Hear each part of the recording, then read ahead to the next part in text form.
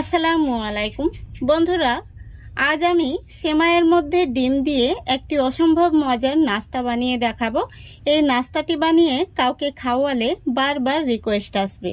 তো চলুন আর দেরি নয়, রেসিপিটা শুরু করা যাক।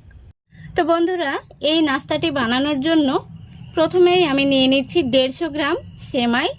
এখন আমি দিয়ে দেব সেমাইয়ের মধ্যে ডিম।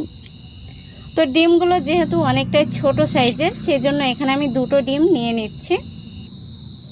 তো বন্ধুরা, ডিম দুটো কিন্তু ভালো, ভাঙতে গিয়ে একটু কুসুমটা ভেঙে গেছে। এখন আমি এর মধ্যে দিয়ে দেব মিষ্টির জন্য 3 চা চামচ চিনি। চিনিটাকে আমি আগে থেকে গুঁড়ো করে নিয়েছি। আর বাইন্ডিংয়ের জন্য দিয়ে দিচ্ছি 2 চা চামচ ময়দা। এখন আমি হাত দিয়ে খুব সুন্দর করে মেখে নেব। এর মধ্যে কিন্তু কোনো রকম জলের প্রয়োজন পড়বে না।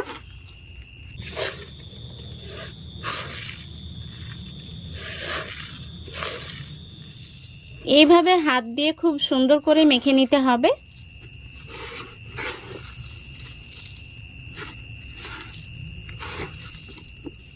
দেখুন বন্ধুরা, খুব সুন্দর করে আমি একটি ডো মেখে নিয়েছি। আর ডোটা মাখাতে মাখাতে আমি সামান্য পরিমাণে একটু লবণ দিয়ে মেখে নিয়েছি। লবণটা আমি দিতে ভুলে গিয়েছিলাম, তা আপনারা প্রথমেই লবণটা দিয়ে দেবেন। এখন আমি হাতটা পরিষ্কার করে নেব।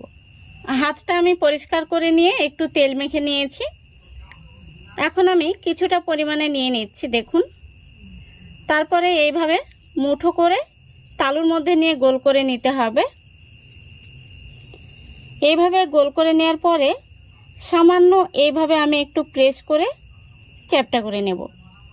দেখুন, একটি নাস্তার শেপ কিন্তু হয়ে গেছে। এই দেখুন।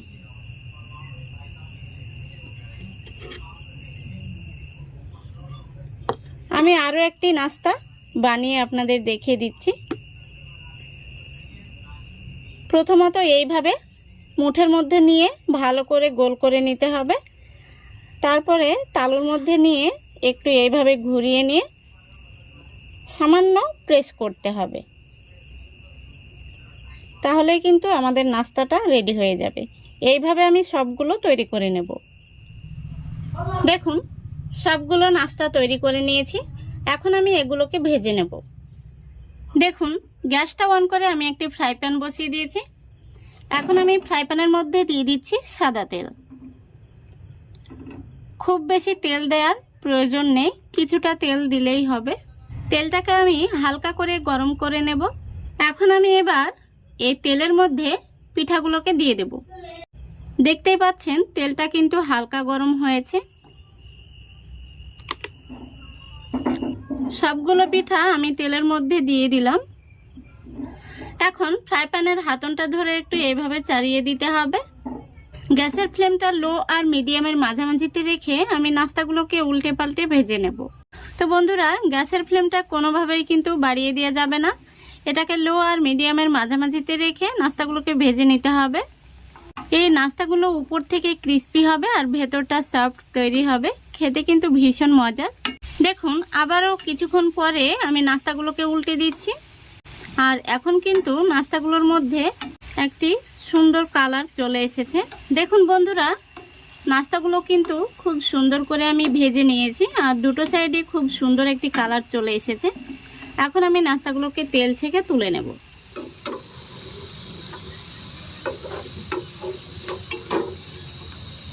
দেখুন, দেখতে কত সুন্দর হয়েছে।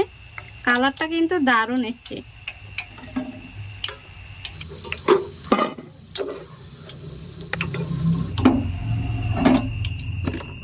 দেখুন বন্ধুরা, নাস্তাগুলো ভাজার পরে দেখতে কত সুন্দর হয়েছে।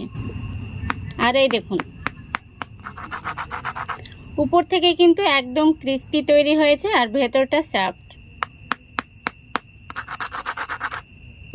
আমি একটি নাস্তা আপনাদের ভেঙে দেখিয়ে দিচ্ছি।